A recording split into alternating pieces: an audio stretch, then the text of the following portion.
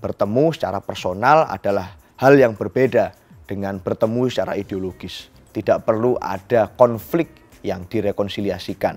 Yang terjadi di momen Lebaran ini harusnya bermuara kepada komitmen bersama untuk memperbaiki kembali demokrasi kita dengan sendi-sendi etika dan konstitusi yang tepat.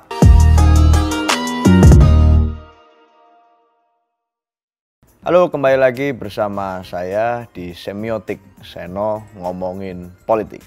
Hari ini saya sendirian ngobrol di sini. Setelah sekian lama, cukup lama saya tidak kembali ke Semiotik, tapi hari ini bisa kembali ketemu sama Bapak Ibu dan teman-teman sekalian yang menikmati Semiotik dari layar kaca dan layar handphone masing-masing.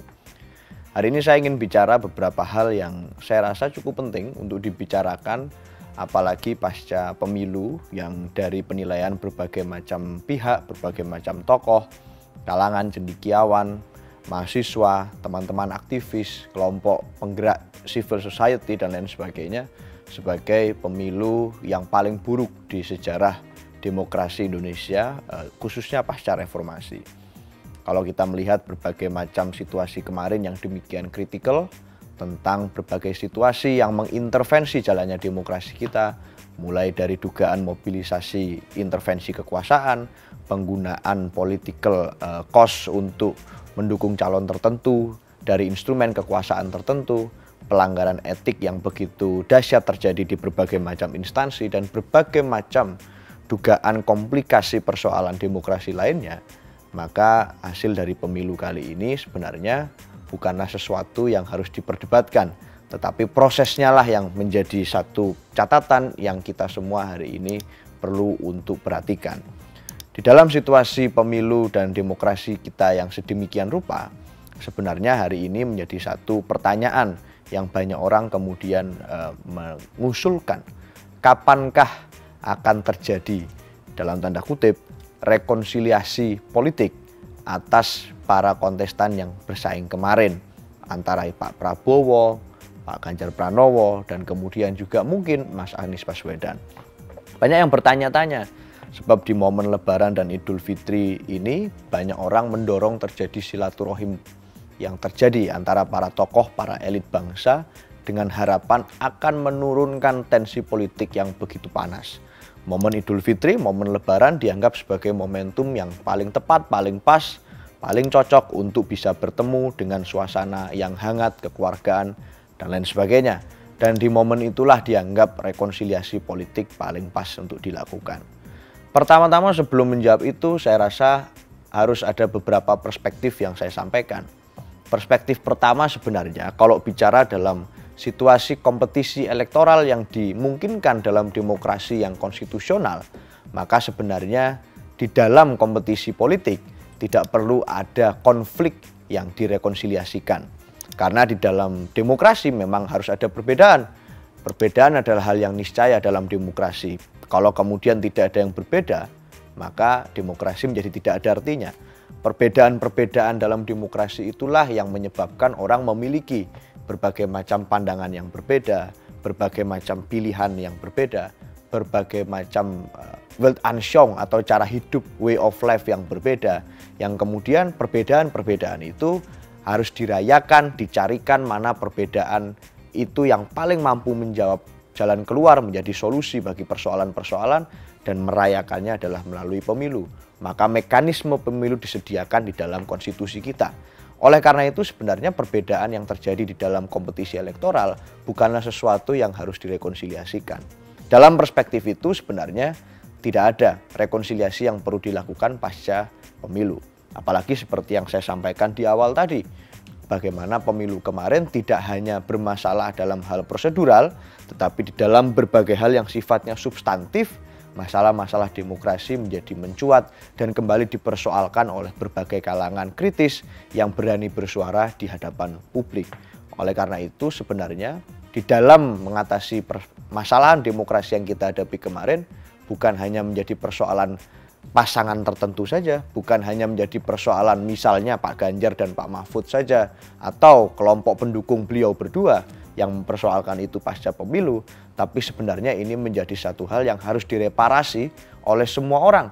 Demokrasi kita yang kemarin demikian banyak diintervensi oleh berbagai kekuatan-kekuatan non-demokratis, diajak dan ditarik-tarik ke arah yang non-demokratis, seharusnya direparasi tidak hanya oleh kelompok yang kemarin kritis, tapi juga oleh kelompok yang hari ini mendapatkan manfaat praktis yang paling besar, yaitu kubu Pak Prabowo.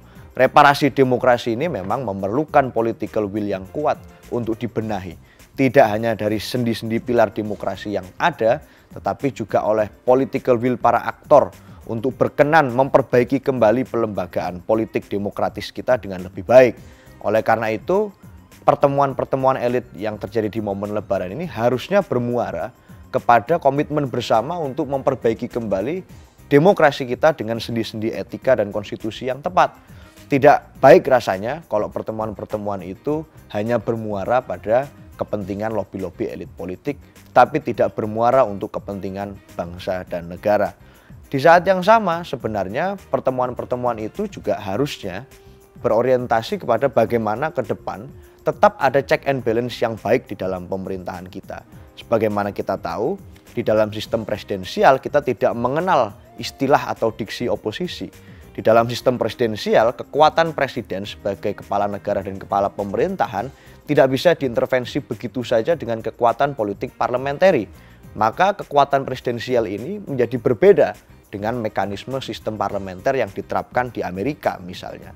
Oleh karena itu tidak ada konsep oposisi. Yang ada adalah konsep di dalam pemerintahan atau di luar pemerintahan. Dan di dalam konsep tersebut menjadi satu keniscayaan untuk memastikan terjadi check and balance atau mekanisme kontrol terhadap pemerintahan ke depan. Kita bayangkan dalam visi dari para pemimpin bangsa di masa-masa lalu yang menggambarkan Indonesia ke depan harus berada pada visi 2045 dan lain sebagainya, dengan program-program kabinet baru yang nanti akan dilaksanakan, maka check and balance harus dilakukan terus-menerus. Kita harus memastikan bahwa program-program itu dapat dikontrol oleh kekuatan politik yang efektif, misalnya di parlemen, dengan partai politik yang memadai untuk menjadi partai politik yang melakukan mekanisme check and balance. Oleh karena itu sebenarnya demokrasi memang memiliki harga yang mahal, dalam tanda kutip, melelahkan, panjang, dan ada berbagai macam hal yang membuat demokrasi tidak menjadi sistem yang mudah bagi negara ini. Tetapi saya yakin bahwa kalau kemudian political will untuk mereparasi itu dimiliki oleh semua aktor politik, baik yang ada di dalam pemerintahan maupun yang ada di luar pemerintahan, maka hal itu akan menjadi satu keniscayaan bahwa demokrasi kita akan baik-baik saja jika para aktor masih percaya. Tetapi jika momentum Lebaran dan silaturahmi dimaknai sebagai harus tidak ada oposisi, tidak ada kekuatan politik di luar pemerintahan nantinya, maka ini akan menjadi PR bagi kita semua. Kita harus yakin bahwa itu tidak terjadi apabila para elit politik kita percaya bahwa ke depan check and balance menjadi sangat penting untuk bangsa ini. Saya memiliki concern ini karena banyak orang yang bertanya kepada saya, kapankah kemudian akan terjadi pertemuan rekonsiliatif antara tokoh-tokoh politik yang bersaing itu kemarin, dengan harapan semuanya akan seperti keluarga bahagia, kembali membangun negeri bersama di dalam satu pemerintahan, jadi satu keluarga besar. Saya rasa itu bukan satu keharusan. Bertemu secara personal adalah hal yang berbeda dengan bertemu secara ideologis. Bertemu secara personal sebagai satu manusia antar manusia berbeda sifatnya dengan bertemu sebagai satu kelompok pemikiran ideologis yang sama. Dua hal ini adalah dua hal yang berbeda. Maka dari itu pertemuan-pertemuan yang terjadi sebagai sesama anak bangsa memang boleh-boleh saja. Tetapi pertemuan itu harus mengedepankan kepentingan bangsa dan negara dan bukan kepentingan keluarga. Terima kasih, sampai jumpa di semiotik selanjutnya.